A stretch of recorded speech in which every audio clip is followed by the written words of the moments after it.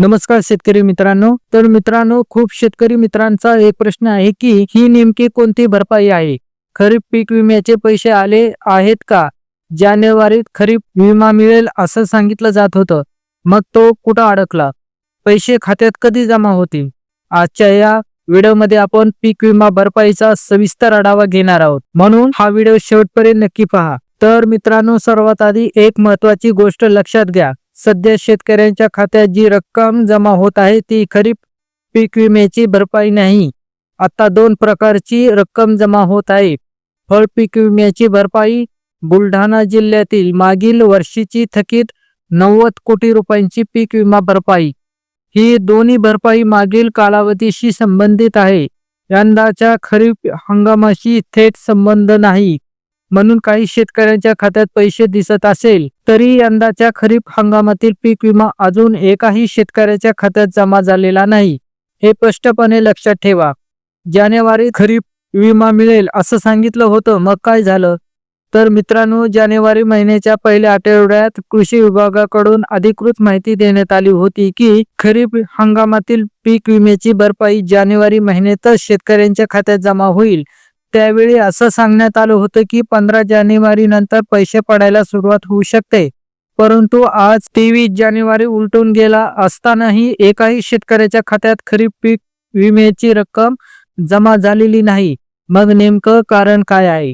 भरपाई कुठे अडकली आहे?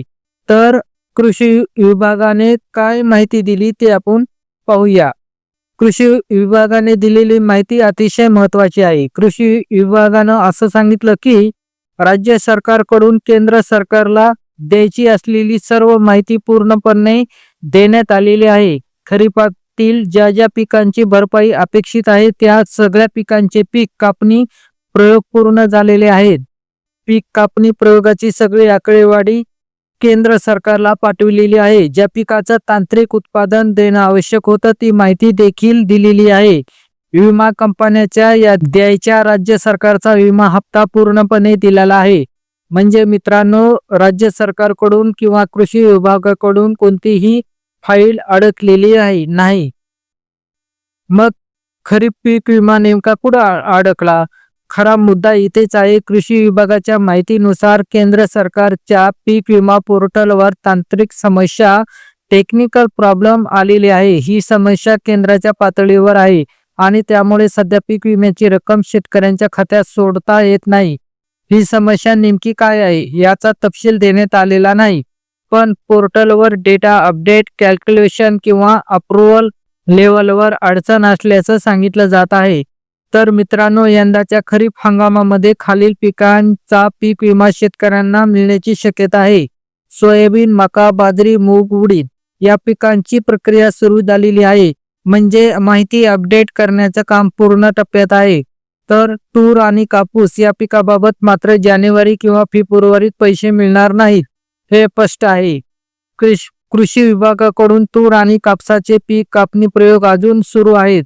तांत्रिक उत्पन्नाची आकडेवारी अजून संकलित केली जात आहे. त्यामुळे तूर आणि कापसाचा पीक विमा मार्च किंवा एप्रिल महिन्यात मिळण्याची शक्यता आहे. हा सगळ्यात महत्त्वाचा प्रश्न आहे की पुढे पैसे कधी जमा होणार? तर कृषी विभाग असं सांगतो की केंद्र सरकारच्या पोर्टलवरील समस्या कधीही सुटू शकते.